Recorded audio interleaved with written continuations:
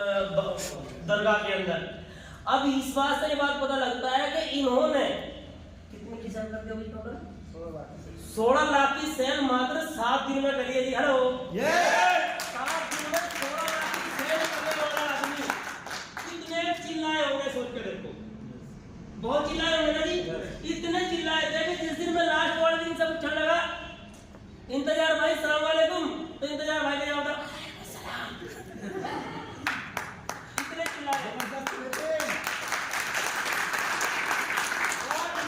चिल्लाने के बाद भी पता ये लगता है कि हम क्या बोल रहे हैं ये मायने में रखता है, बोल कहाँ रहे हैं और कितना बोल रहे हैं ये मायने रखता है मेरे भाई।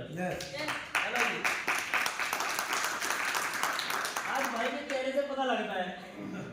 नहीं ये तो सेकंडों में कहता था कच्चा कर देता, कच्चा कर देता, और इतना कच्चा कर देता था ना भाई जी, जो इसके पास कंबल नहीं लगता था ना, कहीं से नहीं लगता था।